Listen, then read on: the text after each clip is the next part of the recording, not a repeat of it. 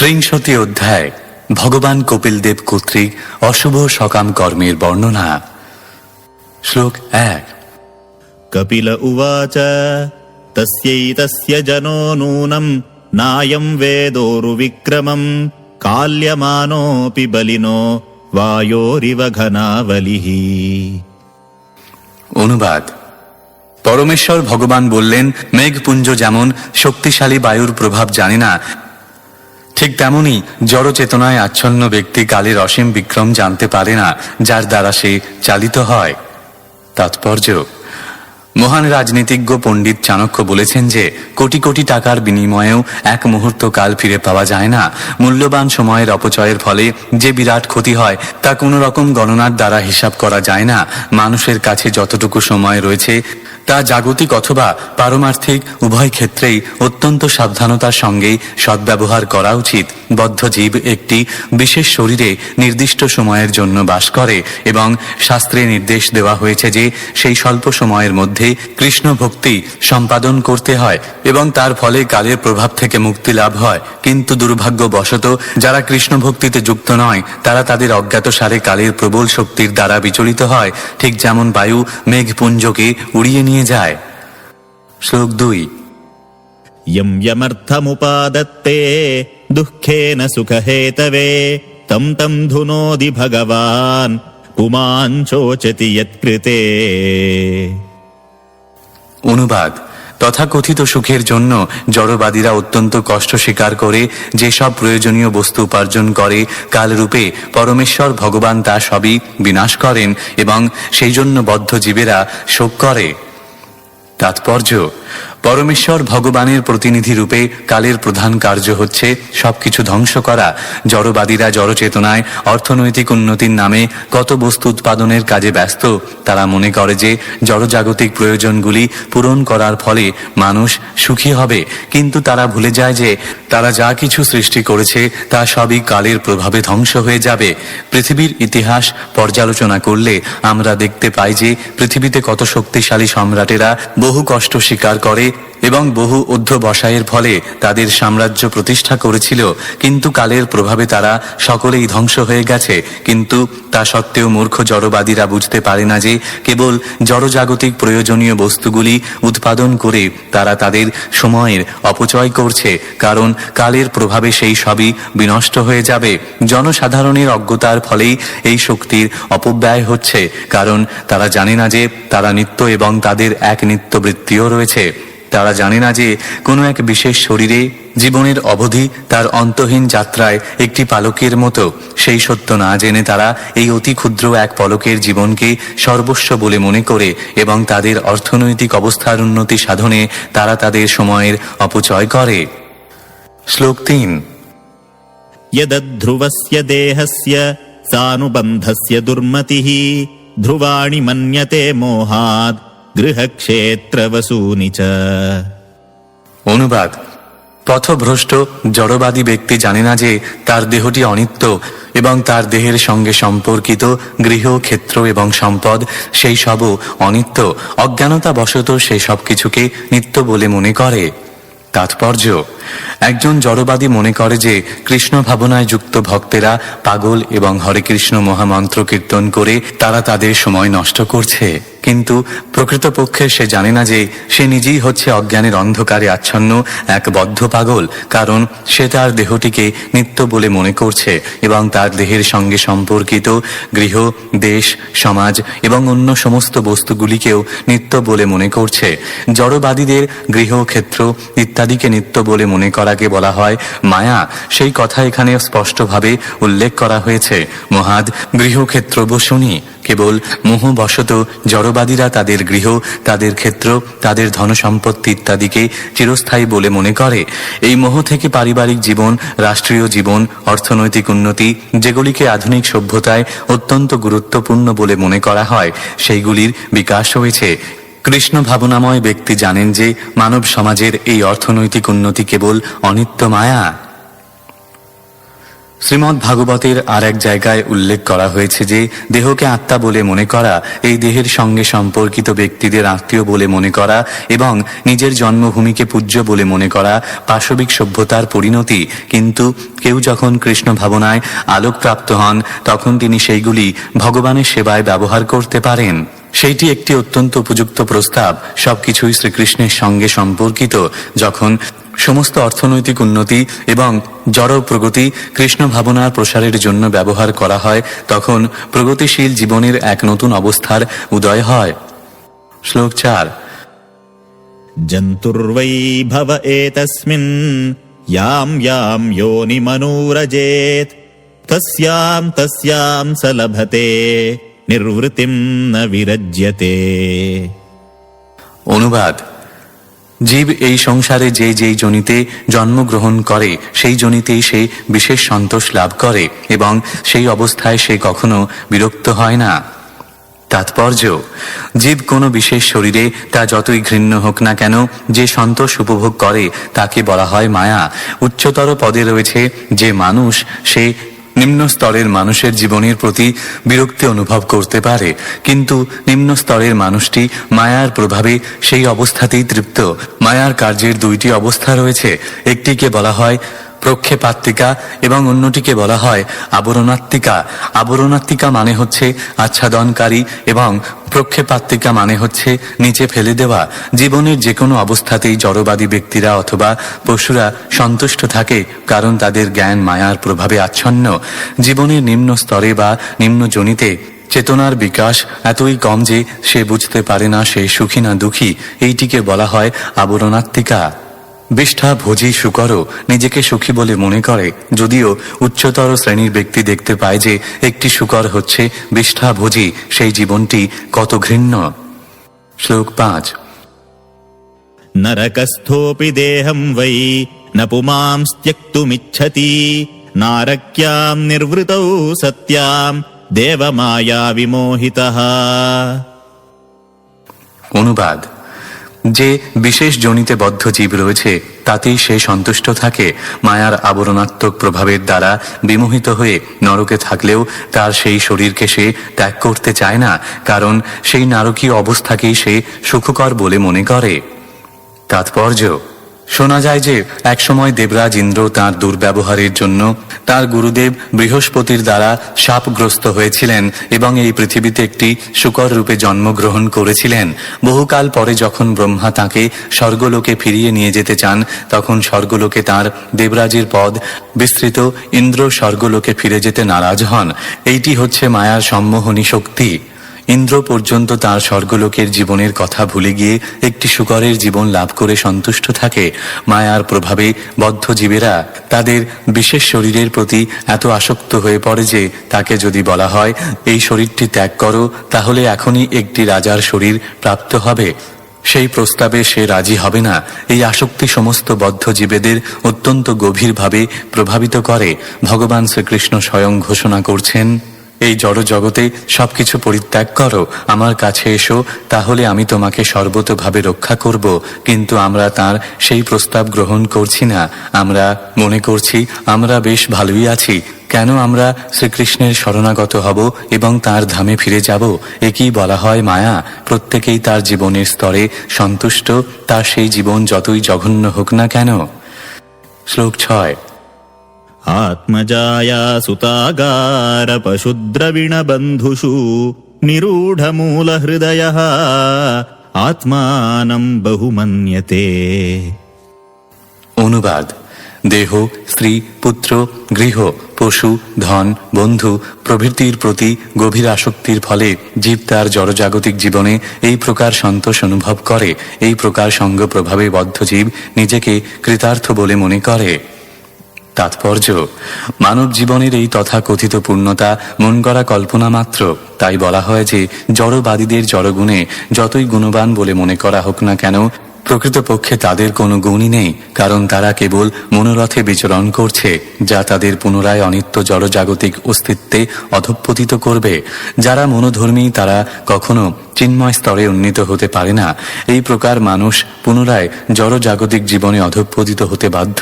তথা কথিত সমাজ, বন্ধুত্ব এবং ভালোবাসার সংসর্গের ফলে বদ্ধজীব আপাত দৃষ্টিতে সম্পূর্ণরূপে সন্তুষ্ট বলে মনে হয়। শ্লোক 7। সন্দহ্যমান সর্বাঙ্গঃ এষামুদ্বহনাধিনা করোত্যবিতরম মূঢ়ো দুরিতানি দুরাশয়ঃ। অনুবাদ: উৎকণ্ঠায় সর্বক্ষণ দগ্ধ হওয়া সত্ত্বেও এই প্রকার মূর্খেরা তাদের তথাকথিত কুটুম্বদের ভরণ পোষণের জন্য দুরাশাগ্রস্ত হয়ে সর্বদা নানা প্রকার পাপ কার্যে লিপ্ত হয়। তাৎপর্য: বলা হয় যে একটি বিশাল সাম্রাজ্য চালানোর থেকে একটি ক্ষুদ্র পরিবারের ভরণ পোষণ করা কঠিন, বিশেষ করে এখনকার দিনে যখন কলিযুগের প্রভাব এত প্রবল হয়ে উঠেছে যে মায়ার পরিবার স্বীকার করার ফলে সকলেই সর্বদা বিচলিত এবং উৎকণ্ঠায় পূর্ণ। যে পরিবারের ভরণ পোষণ আমরা করি তা মায়ার দ্বারা সৃষ্ট, তা কৃষ্ণলোকের পরিবারের বিকৃত প্রতিফলন। কৃষ্ণলোকেও পরিবার, বন্ধু, সমাজ, মাতা পিতা সবকিছুই রয়েছে, কিন্তু সেখানে সবই নিত্য। এখানে যখন আমরা দেহ পরিবর্তন করি তখন আমাদের পারিবারিক সম্পর্কেরও পরিবর্তন হয়। কখনো আমরা মানুষের পরিবারে, কখনো দেবতাদের পরিবারে, কখনো বিড়ালের পরিবারে অথবা কখনো কুকুরের পরিবারে জন্মগ্রহণ করি। পরিবার, সমাজ এবং বন্ধুত্ব ক্ষণস্থায়ী, তাই তাকে বলা হয় অসৎ। কথিত হয় যে যতক্ষণ আমরা এই অসৎ, অনিত্য, অলীক সমাজ এবং পরিবারের প্রতি আসক্ত হই ততক্ষণ আমরা সর্বদাই উৎকণ্ঠায় পূর্ণ থাকি। জড়বাদীরা জানে না যে এই জড় জগতে পরিবার, সমাজ ও বন্ধুত্ব প্রতিবিম্ব মাত্র, এবং এইভাবে তারা তাদের প্রতি আসক্ত হয়ে পড়ে। স্বাভাবিকভাবে তাদের হৃদয় সর্বদা দগ্ধ হয়, কিন্তু সমস্ত অসুবিধা সত্ত্বেও তারা এই মিথ্যা পরিবারের ভরণ পোষণের জন্য কঠোর পরিশ্রম করে, কারণ শ্রীকৃষ্ণকে কেন্দ্র করে প্রকৃত পরিবারের সম্বন্ধে তারা কিছুই জানে না। শ্লোক 8। आक्षिप्तात्मेन्द्रियस्त्रीणामसतीनां च मायया रहोरचितया लापैः शिशूनां कलभाषिणाम्। অনুবাদ: যে রমণী মায়ার দ্বারা তাকে মোহিত করে তাকেই সে তার হৃদয় এবং ইন্দ্রিয় অর্পণ করে। নির্জন স্থানে সে তার আলিঙ্গন এবং গোপন আলাপের দ্বারা তার সঙ্গসুখ উপভোগ করে এবং শিশুদের আধো আধো মিষ্টি বলিতে সে মুগ্ধ হয়ে থাকে। তাৎপর্য: মায়ার রাজ্যের ভিতর পারিবারিক জীবন শাশ্বত জীবের পক্ষে ঠিক একটি কারাগারের মতো। কারাগারে কয়েদি লৌহ শৃঙ্খল এবং লৌহ পিঞ্জরের দ্বারা বন্দী থাকে, তেমনি বদ্ধ জীব রমণীর মনোহর সৌন্দর্যের দ্বারা, নির্জন স্থানে তার আলিঙ্গনের দ্বারা, তথাকথিত প্রেম আলাপের দ্বারা এবং তার শিশু সন্তানদের আধো আধো বুলির দ্বারা বন্দী হয়ে রয়েছে। এইভাবে সে তার প্রকৃত পরিচয় ভুলে যায়। এই শ্লোকে স্ত্রীনাম সতীনাম শব্দটি ইঙ্গিত করে যে রমণীর প্রেম কেবল পুরুষের মনকে বিচলিত করার জন্য। প্রকৃতপক্ষে এই জড়জগতে প্রেম বলে কিছু নেই। স্ত্রী এবং পুরুষ উভয়ই কেবল তাদের নিজেদের ইন্দ্রিয় তৃপ্তি চায়। ইন্দ্রিয় তৃপ্তির জন্য স্ত্রী এক মায়িক প্রেম সৃষ্টি করে এবং পুরুষ সেই মায়িক প্রেমে মোহিত হয়ে তার প্রকৃত কর্তব্য বিস্মৃত হয়। এই প্রকার মিলনের ফলে যখন সন্তান উৎপন্ন হয় তখন পরবর্তী আকর্ষণ হচ্ছে সেই শিশুর আধো আধো মিষ্টি বুলি। গৃহে স্ত্রীর প্রেম এবং শিশুর মিষ্টি বুলি মানুষকে খুব ভালোভাবে বন্দী করে রাখে এবং তার ফলে সে তার গৃহ ত্যাগ করতে পারে না। বেদের ভাষায় এই প্রকার ব্যক্তিকে বলা হয় গৃহমেধি, অর্থাৎ যার আকর্ষণের কেন্দ্রবিন্দু হচ্ছে তার গৃহ। গৃহস্থ হচ্ছেন তিনি যিনি তার পরিবার, পত্নী এবং সন্তানদের সঙ্গে থাকেন, কিন্তু তার জীবনের প্রকৃত লক্ষ্য হচ্ছে কৃষ্ণ ভক্তি বিকশিত করা। তাই মানুষকে গৃহস্থ হওয়ার উপদেশ দেওয়া হয়, গৃহমেধি হতে নয়। গৃহস্থের একমাত্র চিন্তা হচ্ছে মায়া রচিত পারিবারিক জীবন থেকে মুক্ত হয়ে কি করে শ্রীকৃষ্ণের প্রকৃত পরিবারে প্রবেশ করা যায়, আর গৃহমেধিদের কাজ হচ্ছে তথাকথিত পারিবারিক জীবনে নিজেকে জন্ম জন্মান্তরে বারবার জড়িয়ে ফেলে নিরন্তর মায়ার অন্ধকারে থাকা। শ্লোক 9। গৃহেষু কূটধর্মেষু দুঃখতন্ত্রেষ্বতন্দ্রিতঃ কুর্বন দুঃখ প্রতীকারম সুখবন্মন্যতে গৃহী। অনুবাদ: আসক্ত গৃহব্রত ব্যক্তি কূটনীতি এবং রাজনীতিতে পূর্ণ পারিবারিক জীবনে অবস্থান করে, সর্বদা দুঃখ বিস্তার করে এবং ইন্দ্রিয় তৃপ্তির কার্যের দ্বারা নিয়ন্ত্রিত হয়ে সে তার দুঃখ দুর্দশার নিবৃত্তি সাধনের জন্যই কেবল কর্ম করে। যদি সেই দুঃখ দুর্দশার নিবৃত্তি সাধনে সমর্থ হয়, তখন সে নিজেকে সুখী বলে মনে করে। তাৎপর্য: ভগবদ গীতায় ভগবান স্বয়ং ঘোষণা করেছেন যে এই জড়জগৎ অশাশ্বত এবং দুঃখময়। এই জড়জগতে ব্যক্তিগত অথবা পারিবারিক, সামাজিক অথবা রাষ্ট্রীয় সুখের কোনো প্রশ্নই ওঠে না। সুখের নামে যা কিছু হচ্ছে তা সবই মায়া। এই জড়জগতে সুখ মানে হচ্ছে দুঃখের নিবৃত্তি সাধনে সফল হওয়া। এই জড়জগৎ এমনভাবে তৈরি হয়েছে যে কেউ যদি চতুর কূটনীতিজ্ঞ হতে না পারে তাহলে তার জীবন ব্যর্থ হয়। কেবল মানব সমাজেই নয়, পশু, পক্ষী, মৌমাছি ইত্যাদি নিম্নতর স্তরের জীব সমাজেও আহার, নিদ্রা, ভয় এবং মৈথুনের দৈহিক প্রয়োজনগুলি চতুরতার সঙ্গে পূরণ করা হয়। মানব সমাজে রাষ্ট্রীয় স্তরে অথবা ব্যক্তিগত স্তরে পরস্পরের সঙ্গে প্রতিযোগিতা হয় এবং সেই প্রচেষ্টায় সাফল্য লাভের জন্য সমগ্র মানব সমাজ কূটনীতিতে পূর্ণ হয়ে ওঠে।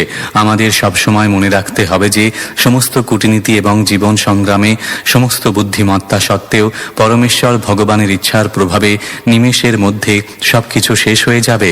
তাই এই সংসারে সুখী হওয়ার জন্য আমাদের সমস্ত প্রয়াস মায়া রচিত মোহমাত্র। শ্লোক 10। অর্থৈরাপাদিতৈর্গুহ্যা হিংসয়েত্তস্ততশ্চ তান পুষ্ণাতি येषां পোষেণ শেষভুজ্যাত্যধস্বয়ম।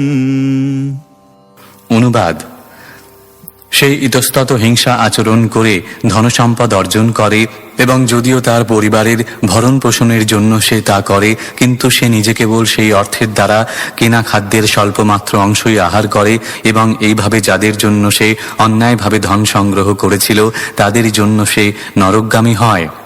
তাৎপর্য: বাংলায় একটি প্রবাদ আছে, যার জন্য করি চুরি সেই বলে চোর। পরিবারের যে সমস্ত সদস্যদের জন্য বিষয়াসক্ত মানুষ নানাবিধ পাপকর্মে রত হয় তারা কখনোই সন্তুষ্ট হয় না। মোহের বশে বিষয়াসক্ত মানুষ পরিবারের এই সমস্ত সদস্যদের সেবা করে এবং তাদের সেবা করার ফলে তাকে জীবনের নারকীয় অবস্থায় প্রবেশ করতে হয়। যেমন একটি চোর তার পরিবারের ভরণ পোষণের জন্য চুরি করে এবং সে যখন ধরা পড়ে তখন তাকে কারাগারে দণ্ডভোগ করতে হয়। জড় অস্তিত্বের এবং জড়জাগতিক সমাজ, বন্ধু এবং প্রেমের এটিই হচ্ছে সারমর্ম। পরিবারের প্রতি আসক্ত ব্যক্তি তার পরিবারের ভরণ পোষণের জন্য সর্বদা ছলে বলে কৌশলে ধন সংগ্রহের চেষ্টায় ব্যস্ত থাকে।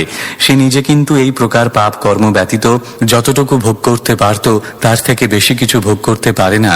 একটি মানুষ যে দিনে এক পোয়া খাবার খায় কিন্তু তাকে হয়তো একটি বিরাট পরিবারের ভরণ পোষণ করতে হয়। একটি পরিবারের ভরণ পোষণের জন্য যে কোনো উপায়ই হোক না কেন অর্থ সংগ্রহ করতে হয়, কিন্তু সে নিজে তার আহারের ক্ষমতার অতিরিক্ত আর কিছু পায় না এবং অনেক সময় তাকে তার পরিবারের অন্য সমস্ত সদস্যদের ভুক্তাবশিষ্টই আহার করতে হয়। অন্যায়ভাবে ধন সংগ্রহ করা সত্ত্বেও সে নিজে তার জীবন উপভোগ করতে পারে না। এইটিকে বলা হয় মায়ার আবরণাত্মিকা শক্তি। সমাজ, দেশ এবং জাতির প্রতি ভ্রমাত্মক সেবার পন্থাটি সর্বত্রই এক প্রকার এবং তা বড় বড় রাষ্ট্র নেতাদের ক্ষেত্রেও প্রযোজ্য। অনেক সময় রাষ্ট্র নেতা যে তার দেশ সেবার ফলে অত্যন্ত মহৎ হয়েছে, সেবার ভুলের জন্য তাকে তার দেশবাসীর হাতে নিহত হতে হয়। অর্থাৎ তার ভ্রমাত্মক সেবার দ্বারা কেউই তার আশ্রিতদের সন্তুষ্ট করতে পারে না। যদিও সেই সেবা থেকে সে বেরিয়ে আসতে পারে না, কেননা সেবা করাই হচ্ছে স্বরূপগত বৃত্তি। জীব তার স্বরূপে পরম পুরুষের বিভিন্ন অংশ, কিন্তু সেই পরম পুরুষের সেবা করার কথা ভুলে গিয়ে সে অন্যদের সেবায় ব্রতী হয়। তাকে বলা হয় মায়া। অন্যদের সেবা করে সে মনে করে যে সে হচ্ছে প্রভু, পরিবারের কর্তা মনে করে যে সে পরিবারের প্রভু, অথবা রাষ্ট্রনেতা মনে করে যে সে রাষ্ট্রের প্রভু, কিন্তু প্রকৃতপক্ষে তারা দাসত্ব করছে এবং এইভাবে মায়ার দাসত্ব করার ফলে তারা ধীরে ধীরে নরকগামী হচ্ছে।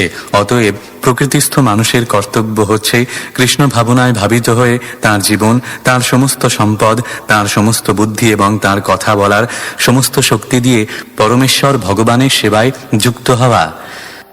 শ্লোক 11। वार्तायां लुप्यमानायामारब्धाया पुनः पुनः लोभाभिभूतो निस्सत्वः তৎপরার্থে কুরুতে স্পৃহাম। অনুবাদ: যখন তার জীবিকায় সে ব্যর্থ হয় তখন সে বারবার তার অবস্থার উন্নতি সাধনের চেষ্টা করে, কিন্তু তার সমস্ত চেষ্টায় সে যখন ব্যর্থ হয় এবং বিনষ্ট হয় তখন সে অত্যধিক লোভের কারণে অন্যের ধন গ্রহণ করে। শ্লোক 12। কুটুম্ব ভরণাকল্পো মন্দভাগ্যো বৃথোদ্যমঃ শ্রিয়া বিহীনঃ কৃপণো ধ্যায়ং শ্বসিতি মূঢ়ধীঃ। অনুবাদ: যখন সেই দুর্ভাগা তার পরিবারের সদস্যদের ভরণ পোষণে অক্ষম হয়ে হতশ্রী হয় তখন সে তার ব্যর্থতার কথা চিন্তা করে দীর্ঘ নিঃশ্বাস ত্যাগ করে শোক করে। শ্লোক 13। एवं स्वभरणाकल्पं तत्कलत्रादयस्तथा नाद्रियन्ते यथा पूर्वं कीनाशा इव गोचरम्। অনুবাদ: তাদের পালন পোষণে তাকে অসমর্থ দেখে তার পত্নী এবং অন্যান্য আত্মীয়রা তাকে আর আগের মতো সম্মান করে না, ঠিক যেমন নির্দয় কৃষকেরা বৃদ্ধ বলদকে অযত্ন করে। তাৎপর্য: কেবল এই যুগেই নয়, অনাদিকাল ধরে উপার্জনে অক্ষম বৃদ্ধ ব্যক্তিকে কেউই পছন্দ করে না। এমনকি বর্তমান যুগেও কোনো কোনো জাতি বা দেশে বৃদ্ধদের বিষ দেওয়া হয় যাতে তারা তাড়াতাড়ি মরে যায়। কোনো কোনো নরখাদক সমাজে বৃদ্ধ পিতামহকে মেরে ফেলে উৎসব করে তার মাংস খাওয়া হয়। এখানে দৃষ্টান্ত দেওয়া হয়েছে যে কার্য করতে অক্ষম বৃদ্ধ বলদকে কৃষক চায় না, তেমনি পরিবারে আসক্ত ব্যক্তি যখন বৃদ্ধ হয়ে যায় এবং উপার্জন করতে অক্ষম হয় তখন তার পত্নী, পুত্র, কন্যা এবং অন্যান্য আত্মীয় স্বজনেরা তাকে আর পছন্দ করে না এবং তখন তাকে সম্মান প্রদর্শন করা তো দূরের কথা, তারা তাকে রীতিমতো অবহেলা করে। তাই বৃদ্ধ অবস্থা প্রাপ্ত হওয়ার পূর্বেই পরিবারের আসক্তি পরিত্যাগ করে পরমেশ্বর ভগবানের শরণ গ্রহণ করাই সমীচীন। মানুষের কর্তব্য পরমেশ্বর ভগবানের সেবায় নিজেকে নিয়োজিত করা, যাতে ভগবান তার দায়িত্ব গ্রহণ করতে পারেন এবং তিনি যেন তার তথাকথিত আত্মীয় স্বজনদের দ্বারা উপেক্ষিত না হন। শ্লোক 14। तत्रास्य जात निर्वेदोः भ्रियमाणः स्वयं भृतैः जरयोपात्तवैरूप्यो मरणाभिमुखो गृहे। অনুবাদ: কিন্তু তা সত্ত্বেও সেই মূর্খ সংসার জীবনের প্রতি বিরক্ত হয় না। যাদের সে একসময় পালন করেছিল তাদেরই দ্বারা অবজ্ঞা ভরে সে পালিত হয়। জরার প্রভাবে বিরূপাকৃতি হয়ে সে মৃত্যুর প্রতীক্ষা করে। তাৎপর্য: পারিবারিক আসক্তি এতই প্রবল যে বৃদ্ধ অবস্থায় নিজের পরিবারের সদস্যদের দ্বারা উপেক্ষিত হওয়া সত্ত্বেও সে পরিবারের প্রতি তার প্রেম ত্যাগ করতে পারে না এবং সেই গৃহে ঠিক একটি কুকুরের মতো সে অবস্থান করে।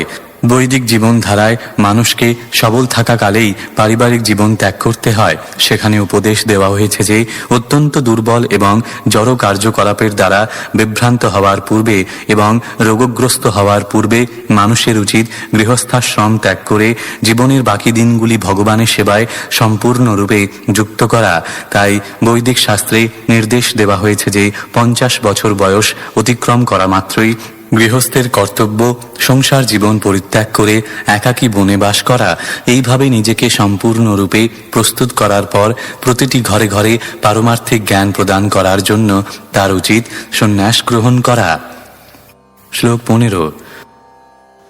आस्तेव मत्योपन्यस्तम् गृहपालैवाहरन् आमयाव्यप्रदीप्ताग्निः अल्पाहारोल्पचेष्टितः।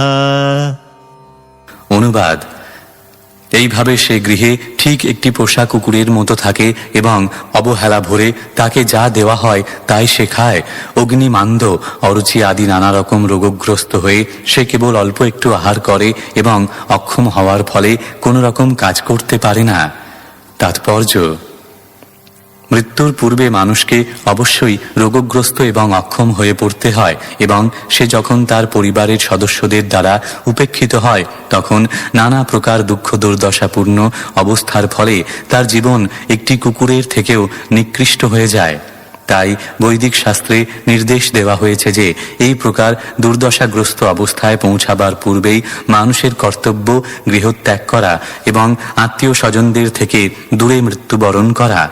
মানুষ যদি গৃহত্যাগ করে আত্মীয় স্বজনদের জানবার কোনো রকম সুযোগ না দিয়ে মৃত্যুবরণ করে তাহলে তাকে মহিমান্বিত মৃত্যু বলে বিবেচনা করা হয়। কিন্তু সংসারে আসক্ত মানুষ চায় যে তার মৃত্যুর পরেও তার পরিবারের লোকেরা এক বিশাল শোভাযাত্রা সহকারে তাকে বহন করে নিয়ে যাবে। যদিও সে নিজে সেই শোভাযাত্রাটি দেখতে পাবে না, তবুও সে আকাঙ্ক্ষা করে যে জাঁকজমক সহকারে শোভাযাত্রার মাধ্যমে তার দেহটি যেন নিয়ে যাওয়া হয়। সে যদিও জানে যে তার দেহত্যাগের পর পরবর্তী জীবনে সে কোথায় যাবে, তবুও সে নিজেকে সুখী বলে মনে করে। শ্লোক 16। वायुनोत्क्रमतोत्तारः कफसमृद्धनाडिकः कासश्वासाकृतायासः कण्ठे घुरघुरायते। অনুবাদ: সেই রুগ্ন অবস্থায় ভিতরের বায়ুর চাপে তার চক্ষু ঠিকরে বেরিয়ে আসে এবং কফের দ্বারা তার শ্বাসনালী রুদ্ধ হয়ে যায়। তার নিঃশ্বাস নিতে তখন খুব কষ্ট হয় এবং তার গলা দিয়ে ঘুর ঘুর শব্দ বের হয়। শ্লোক 17। शयानः परिशोचद्भिः परिवीतस्वबन्धुभिः वाच्यमानोऽपि न ब्रूते कालपाशवशं गतः। অনুবাদ: এইভাবে সে মৃত্যুশয্যায় শয়ন করে, তার আত্মীয় স্বজন এবং বন্ধুরা তাকে ঘিরে তখন শোক করতে থাকে এবং যদিও সে তাদের সঙ্গে কথা বলতে চায় তবুও কাল পাশের বশবর্তী হয়ে সে আর তাদের কোনো প্রশ্নের উত্তর দিতে পারে না। তাৎপর্য: মানুষ যখন মৃত্যুশয্যায় শয়ন করে তখন লৌকিকতা প্রদর্শন করার জন্য তার আত্মীয় স্বজনেরা আসে এবং কখনো কখনো তারা মৃত ব্যক্তিকে হে পিতা, হে বন্ধু অথবা হে পতি দেবতা ইত্যাদি বলে মৃত ব্যক্তিকে সম্বোধন করে উচ্চস্বরে ক্রন্দন করে।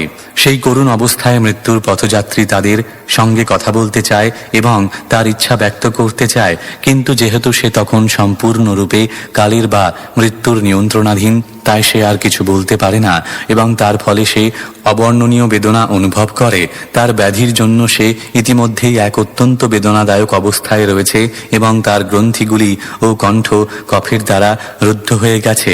সে এক অত্যন্ত বেদনাদায়ক অবস্থায় রয়েছে এবং তার আত্মীয় স্বজনেরা যখন এইভাবে তাকে সম্বোধন করে ক্রন্দন করে তখন তার শোক বর্ধিত হয়।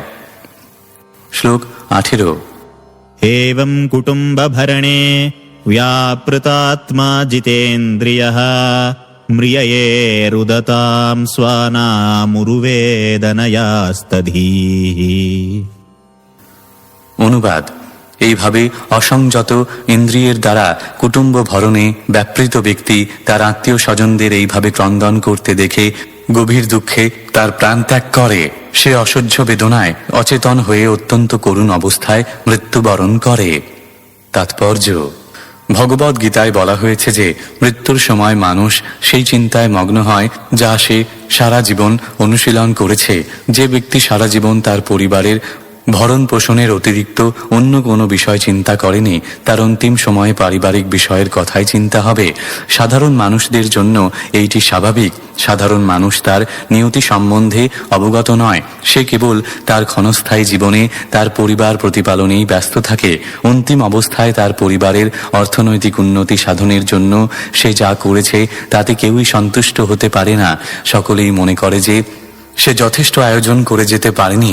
পরিবারের প্রতি এই গভীর আসক্তির ফলে তার জীবনের প্রধান কর্তব্য ইন্দ্রিয় সংযম এবং পারমার্থিক চেতনার উন্নতি সাধনের কথা সে সম্পূর্ণরূপে ভুলে যায়। অনেক সময় মৃত্যুর পথযাত্রী ব্যক্তি তার পুত্র অথবা অন্য কোনো আত্মীয়দের উপর পরিবারের দায়িত্ব অর্পণ করে বলে, আমি চলে যাচ্ছি, তুমি পরিবারের দেখাশোনা করো। সে জানে না যে সে কোথায় যাচ্ছে, কিন্তু তা সত্ত্বেও মৃত্যুর সময় কিভাবে তার পরিবারের প্রতিপালন হবে সেই চিন্তায় সে ব্যাকুল হয়। কখনো কখনো দেখা যায় যে মৃত্যুর পথযাত্রী ব্যক্তি চিকিৎসকের কাছে অনুরোধ করে তিনি যেন তার আয়ু আরো কয়েক বছর অন্তত বাড়িয়ে দেন, যাতে তার পরিবার প্রতিপালনের জন্য সে যে সমস্ত পরিকল্পনাগুলি করেছিল সেইগুলি সম্পূর্ণ করে যেতে পারে। এইগুলি হচ্ছে বদ্ধজীবের ভবরোগ। সে তার আসল আসল কৃষ্ণ ভক্তির কথা ভুলে যায় এবং সর্বদা ঐকান্তিকভাবে পরিকল্পনা করে কিভাবে তার পরিবার প্রতিপালন হবে, যদিও সে একের পর এক পরিবার পরিবর্তন করছে। শ্লোক 19।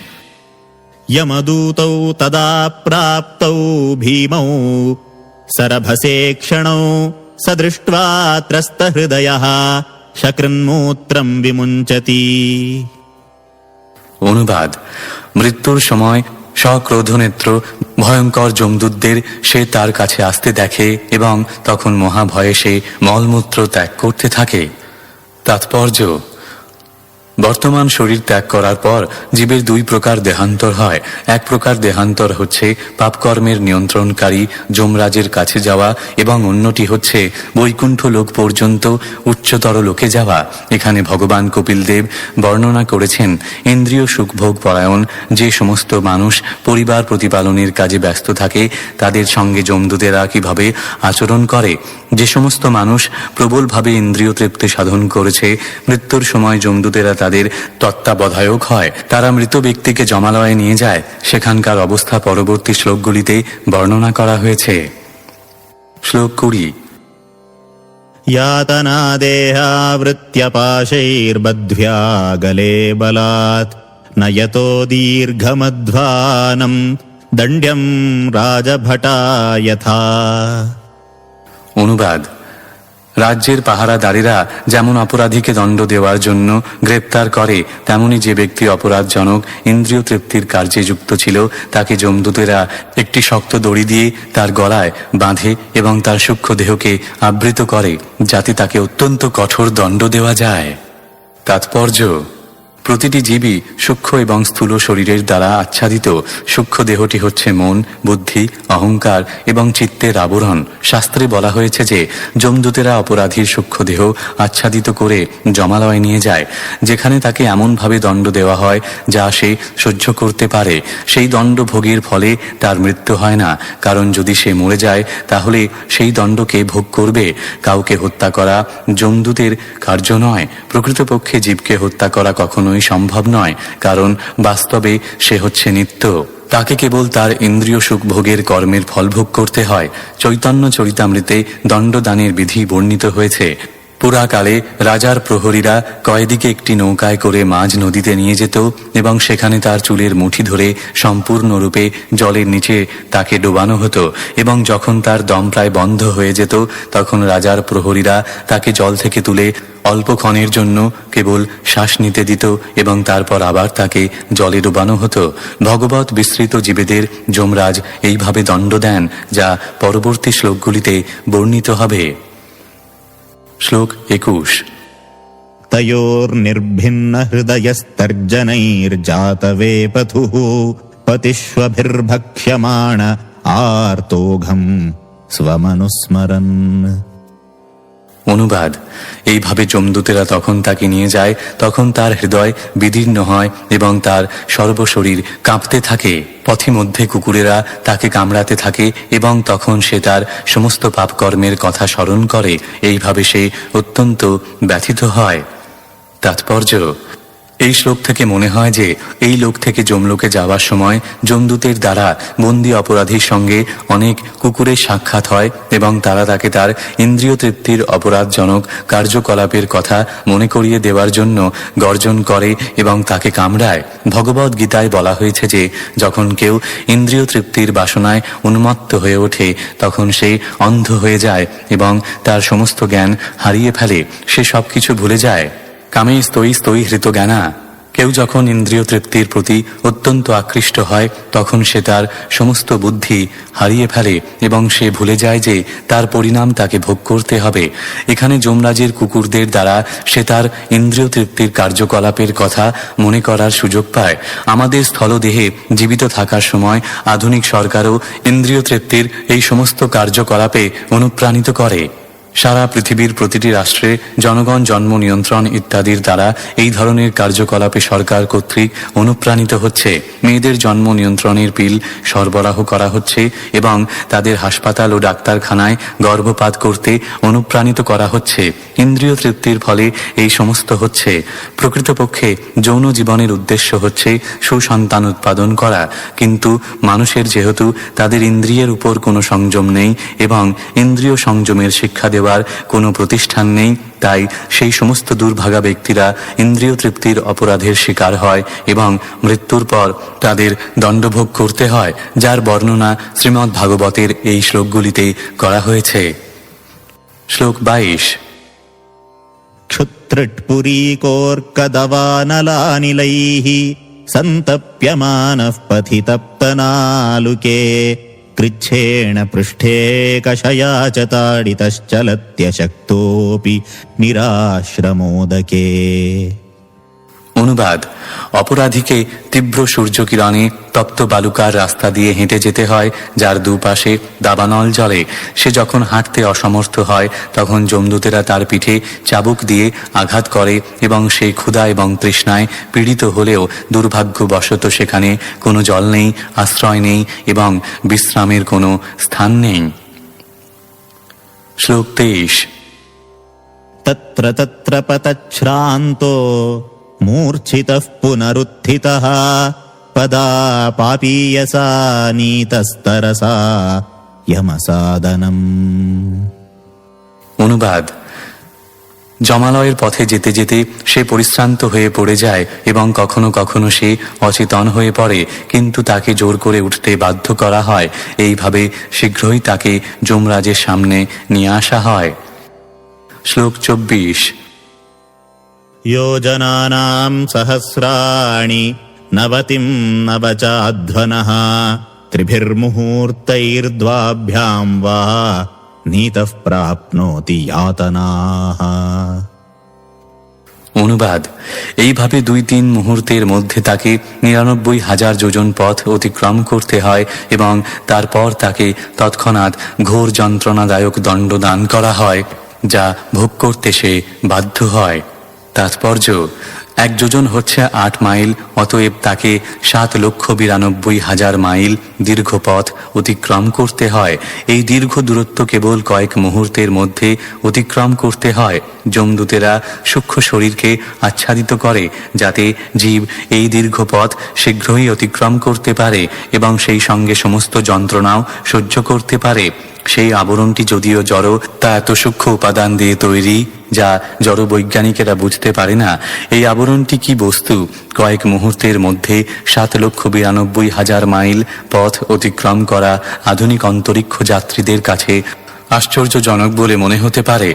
তারা এখন পর্যন্ত কেবল ঘন্টায় 18,000 মাইল গতিতে ভ্রমণ করতে সক্ষম হয়েছে, কিন্তু এখানে আমরা দেখতে পাই যে যমদূতেরা যখন পাপীদের জমালয়ে নিয়ে যায় তখন তারা কেবল কয়েক সেকেন্ডের মধ্যে 7,92,000 মাইল পথ অতিক্রম করে, যদিও এই পন্থাটি চিন্ময় নয়, জড়। শ্লোক 25।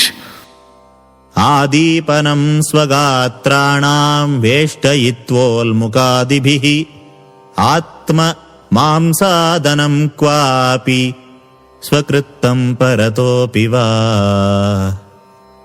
অনুবাদ: তাকে জ্বলন্ত অঙ্গারের মধ্যে রেখে তার অঙ্গ প্রত্যঙ্গ দগ্ধ করা হয়। কখনো কখনো তার নিজের মাংস তাকে খেতে বাধ্য করা হয় অথবা অন্যেরা তার মাংস খায়। তাৎপর্য: এই শ্লোকটি থেকে পরবর্তী 3টি শ্লোকে জমালয় দণ্ডের বর্ণনা করা হবে। প্রথম বর্ণনাটি হচ্ছে অপরাধীকে আগুনে দগ্ধ হয়ে নিজের মাংস খেতে হয় অথবা সেখানে তার মতো যারা উপস্থিত তারা তার মাংস খায়। গত মহাযুদ্ধের সময় কনসেন্ট্রেশন ক্যাম্পে কখনো কখনো নিজেদের বিষ্ঠা মানুষকে খেতে হয়েছিল। সুতরাং যারা অন্যের মাংস খেয়ে অত্যন্ত আনন্দদায়ক জীবন যাপন করেছিল, জমালয় তাদের যে নিজেদের মাংস খেতে হয় তাতে আশ্চর্য হবার কিছু নেই। শ্লোক 26। जीवतश्चात्राम्भ्युद्धारः श्रगृध्रैर्यमसादने सर्पवृश्चिकदंशाद्यैः दशद्भिश्चात्मवैशसम्। অনুবাদ: নরকের কুকুর এবং শকুনিরা তার নারী সকল টেনে বার করে এবং তা সত্ত্বেও সে জীবিত থাকে এবং তা দেখে। সর্প, বৃশ্চিক, দংশক ইত্যাদি প্রাণী তাকে দংশন করে এবং তার ফলে সে অত্যন্ত বেদনা অনুভব করে। শ্লোক 27। कृन्तनं चावयवशो गजादिभ्योऽभिपापनम्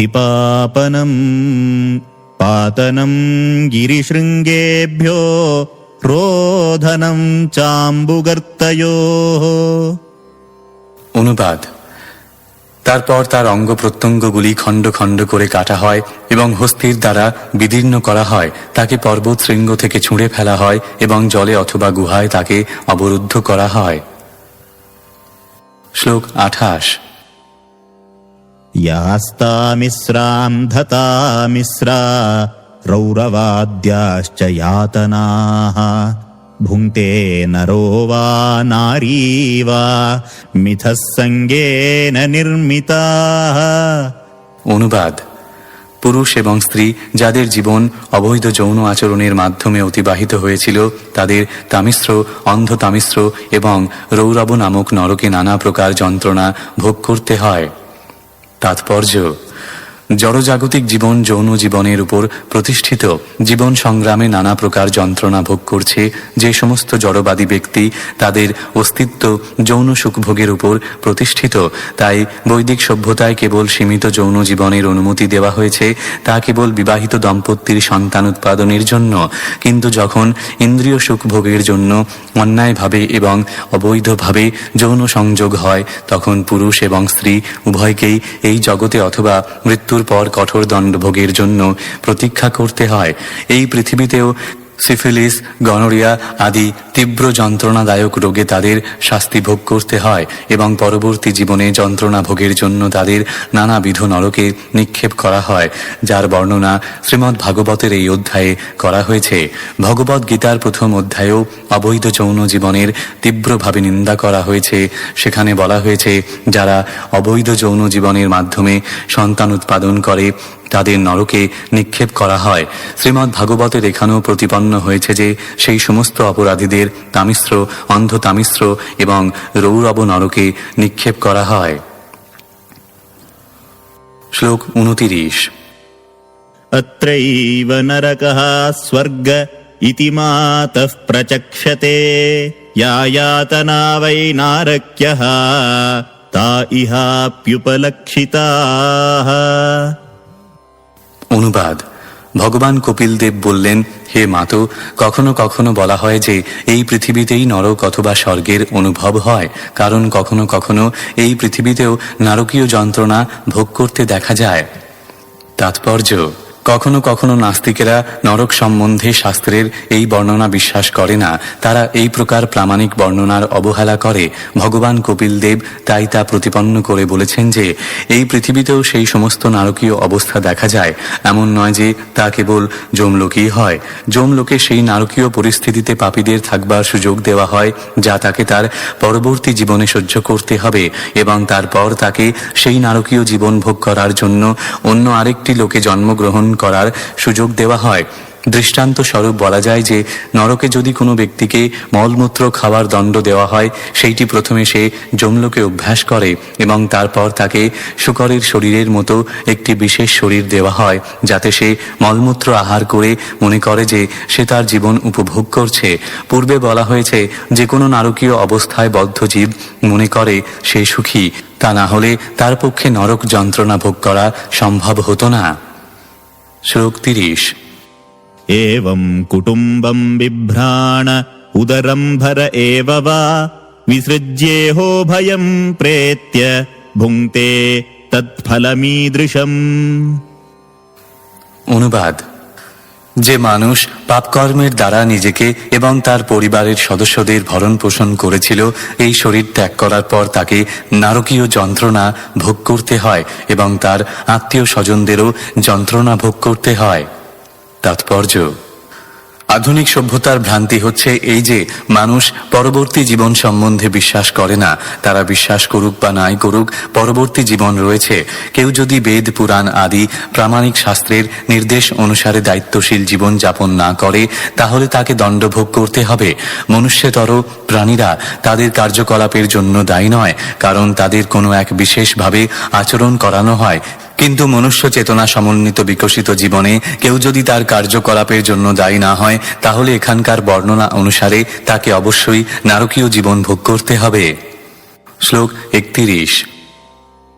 एकः प्रपद्यते ध्वान्तम् हित्वेदम् स्वकलेवरम् कुशलेतरपाथेयो भूतद्रोहेण यद्भृतम्।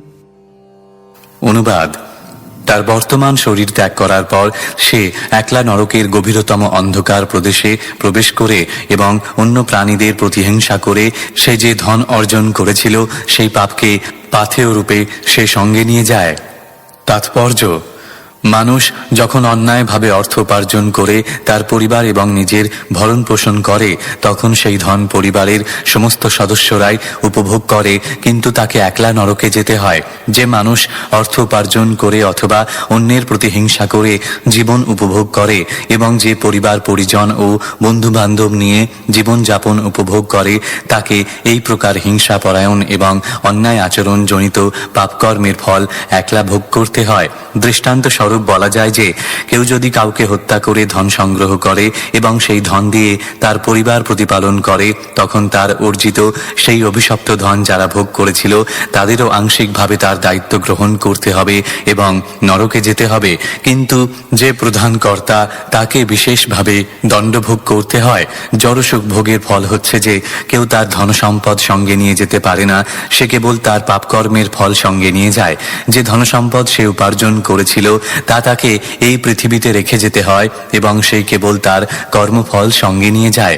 এই পৃথিবীতেও কোনো মানুষ যদি কাউকে হত্যা করে কিছু ধন সংগ্রহ করে, তার পরিবারের সদস্যরা যদিও সেই পাপের দ্বারা কলুষিত হয়েছে তবুও তাদের ফাঁসি দেওয়া হয় না, কিন্তু যে ব্যক্তিটি হত্যা করেছে এবং তার পরিবার প্রতিপালন করছে তাকেই হত্যাকারী রূপে ফাঁসি দেওয়া হয়। পাপ কর্মের জন্য অপ্রত্যক্ষভাবে যে ভোগ করেছে তার থেকে প্রত্যক্ষভাবে যে অপরাধ করেছে সে বেশি দায়ী। মহান জ্ঞানী চাণক্য পণ্ডিত তাই বলেছেন যে মানুষের কাছে যা কিছু আসে তা সব যেন সৎকার্যে বা পরমেশ্বর ভগবানের উদ্দেশ্যে ব্যয় করা হয়, কারণ সে তার সম্পদ সঙ্গে করে নিয়ে যেতে পারবে না। সেইগুলি এইখানেই থাকে এবং তা নষ্ট হয়ে যায়। হয় আমরা ধনসম্পদ ছেড়ে চলে যাই অথবা ধনসম্পদ আমাদের ছেড়ে চলে যায়। আমাদের পরস্পর থেকে বিচ্ছিন্ন হতেই হয়। তাই যতক্ষণ ধনসম্পদ আমাদের অধিকারে থাকে ততক্ষণ কৃষ্ণ ভক্তি লাভের জন্য তা ব্যয় করা উচিত। শ্লোক 32। दैवेनासादितम् तस्य शमलम् निरये पुमान् भुङ्क्ते कुटुम्बपोषस्य हृतवित्त इवातुरः। অনুবাদ: এইভাবে পরমেশ্বর ভগবানের ব্যবস্থাপনায় কুটুম্ব পোষণকারী ব্যক্তিকে তার পাপকর্মের ফল ভোগ করার জন্য নারকীয় অবস্থায় নিক্ষেপ করা হয়। তার অবস্থা তখন হৃত সর্বস্ব ব্যক্তির মতো হয়। তাৎপর্য: এখানে উদাহরণ দেওয়া হয়েছে যে পাপীরা ঠিক একটি হৃত সর্বস্ব ব্যক্তির মতো কষ্ট ভোগ করে। বদ্ধজীব বহু জন্ম জন্মান্তরের পর মনুষ্য শরীর প্রাপ্ত হয় এবং এইটি একটি অত্যন্ত মূল্যবান সম্পদ। ভববন্ধন থেকে মুক্ত হওয়ার জন্য এই জীবনের সদ্ব্যবহার না করে কেউ যদি তার তথাকথিত পরিবার প্রতিপালনের জন্য কেবল তা ব্যবহার করে তাহলে বুঝতে হবে সে অত্যন্ত মূর্খের মতো এবং অবৈধভাবে আচরণ করছে। তার তুলনা সেই ব্যক্তির সঙ্গে করা হয়েছে যে তার সমস্ত ধনসম্পদ হারিয়ে ফেলেছে এবং তা হারাবার ফলে শোক করছে। ধনসম্পদ হারিয়ে গেলে সেই জন্য শোক করে কোনো লাভ হয় না, কিন্তু যতক্ষণ পর্যন্ত ধনসম্পদ রয়েছে ততক্ষণ তা যথাযথভাবে সদ্ব্যবহার করা উচিত এবং তার দ্বারা শাশ্বত লাভ প্রাপ্ত হওয়া উচিত। এখানে কেউ তর্ক উত্থাপন করতে পারে যে মানুষ যেহেতু তার পাপকর্মের দ্বারা অর্জিত ধন ছেড়ে দিয়ে চলে যায় তাই সে তার ধনসম্পদের সঙ্গে তার পাপকর্ম ছেড়ে চলে যায়, কিন্তু এখানে বিশেষভাবে উল্লেখ করা হয়েছে যে যদিও মানুষ তার পাপ কর্মার্জিত ধন ফেলে রেখে যায় তবুও দৈবের ব্যবস্থাপনায় সে তার কর্মের ফলটি সঙ্গে নিয়ে যায়। কেউ যখন ধন চুরি করে ধরা পড়ার পর সে যদি তা ফিরিয়ে দিতে সম্মত হয় তবুও তাকে সেই অপরাধের দণ্ড থেকে মুক্তি দেওয়া হয় না। রাষ্ট্রের আইনে সে টাকা ফিরিয়ে দিলেও তাকে দণ্ডভোগ করতে হয়। তেমনি অপরাধের দ্বারা অর্জিত ধন মৃত্যুর সময় যদিও ফেলে রেখে যেতে হয় কিন্তু দৈবের ব্যবস্থাপনায় সে তার কর্মের ফল সঙ্গে নিয়ে যায় এবং তাই তাকে নারকীয় জীবন ভোগ করতে হয়। শ্লোক 33। केवलेन ह्यधर्मेण कुटुम्बभरणोत्सुकः याति जीवोऽन्धता मिश्रम् চরমম তমসঃ পদম। অনুবাদ: অতএব যে ব্যক্তি অবৈধ উপায়ের দ্বারা তার পরিবার এবং আত্মীয় স্বজন পালনে অত্যন্ত উৎসুক, সে অন্ধতামিশ্র নামক নরকের গভীরতম অন্ধকার প্রদেশে প্রবেশ করে। তাৎপর্য: এই শ্লোকে তিনটি শব্দ অত্যন্ত তাৎপর্যপূর্ণ। কেবল এনো মানে কেবল অবৈধ উপায়ের দ্বারা, অধর্মেনো মানে পাপপূর্ণ বা অধার্মিক, এবং কুটুম্ব ভরণ মানে পরিবারের ভরণ পোষণ। পরিবারের ভরণ পোষণ করা অবশ্যই গৃহস্থের কর্তব্য, কিন্তু তাকে শাস্ত্রসম্মত বিধি অনুসারে জীবিকা অর্জন করা উচিত। ভগবদ গীতায় বর্ণনা করা হয়েছে যে ভগবান গুণ এবং কর্ম অনুসারে সমাজ ব্যবস্থাকে 4টি বর্ণে বিভক্ত করেছেন। ভগবদ গীতা ছাড়াও প্রতিটি সমাজে গুণ এবং কর্ম অনুসারে মানুষের পরিচিতি হয়। যেমন কেউ যখন কাঠের আসবাবপত্র তৈরি করে তাকে বলা হয় ছুতোর মিস্ত্রি, এবং কেউ যখন নিহাই এবং লোহা নিয়ে কাজ করে তাকে বলা হয় কামার। তেমনি ডাক্তারি অথবা ইঞ্জিনিয়ারিং ক্ষেত্রে যে সমস্ত মানুষ যুক্ত তাদের বিশেষ কর্তব্য এবং উপাধি রয়েছে। মানব সমাজের এই সমস্ত কার্যকলাপের বিভাগ ভগবান করেছেন 4টি বর্ণে, যথা ব্রাহ্মণ, ক্ষত্রিয়, বৈশ্য ও শূদ্র। ভগবদ গীতায় এবং অন্যান্য বৈদিক শাস্ত্রে ব্রাহ্মণ, ক্ষত্রিয়, বৈশ্য ও শূদ্রদের বিশেষ কর্তব্যসমূহ উল্লেখ করা হয়েছে। মানুষের কর্তব্য তার যোগ্যতা অনুসারে সৎভাবে কর্ম করা। অন্যায়ভাবে কোনো কিছু অর্জন করা উচিত নয়। অন্যায়ভাবে বলতে বোঝায় সে যে কার্যের যোগ্য নয় সেই কার্যের দ্বারা। কোনো ব্রাহ্মণ যদি ধর্মাচার্যের পদে নিযুক্ত থাকে, যার কর্তব্য হচ্ছে তার অনুগামীদের পারমার্থিক জীবনের জ্ঞান দান করা, তার যদি ধর্মযাজক হওয়ার যোগ্যতা না থাকে তাহলে সে জনসাধারণকে প্রতারণা করছে। অন্যায়ভাবে কখনো কিছু সংগ্রহ করা উচিত নয়। এই নীতিটি ক্ষত্রিয় অথবা বৈশ্যের বেলায় প্রযোজ্য। এখানে বিশেষভাবে উল্লেখ করা হয়েছে যে যারা কৃষ্ণ ভক্তির পথে অগ্রসর হওয়ার চেষ্টা করছেন তাদের জীবিকা নির্বাহের উপায় অত্যন্ত সৎ এবং সরল হওয়া উচিত। এখানে উল্লেখ করা হয়েছে যে ব্যক্তি অন্যায় উপায়ের দ্বারা তার জীবিকা অর্জন করে তাকে নরকের অন্ধতম প্রদেশে নিক্ষেপ করা হয়। অন্যথায় কেউ যদি শাস্ত্রোক্ত বিধিতে এবং সৎ উপায়ে তার পরিবার প্রতিপালন করেন তাহলে গৃহস্থ হতে কোনো আপত্তি নেই। শ্লোক 34। अधस्तान्नरलोकस्य यावतीर्यातनादयः क्रमशः समनुक्रम्य पुनरत्राव्रजेच्छुचिः। অনুবাদ: সমস্ত কষ্টকর নারকীয় অবস্থা ভোগ করার পর এবং নিম্নতম পশু জীবন থেকে মনুষ্য জন্মের পূর্ব পর্যন্ত সমস্ত স্তর ক্রমশ অতিক্রম করে এবং এইভাবে দণ্ডভোগ করার মাধ্যমে পাপ থেকে মুক্ত হয়ে সে পুনরায় এই পৃথিবীতে মনুষ্যরূপে জন্মগ্রহণ করে।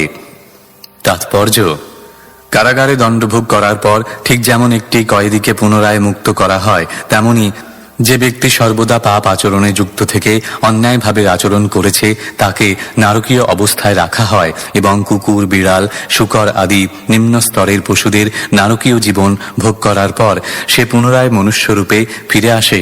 ভগবদ গীতায় উল্লেখ করা হয়েছে যে যোগ অনুশীলনে রত ব্যক্তির যদি সিদ্ধি লাভের পূর্বে কোনো না কোনো কারণে যোগভ্রষ্ট হয় তাহলে তার পরবর্তী জীবনে তিনি নিশ্চিত রূপে মনুষ্য জন্ম লাভ করবেন।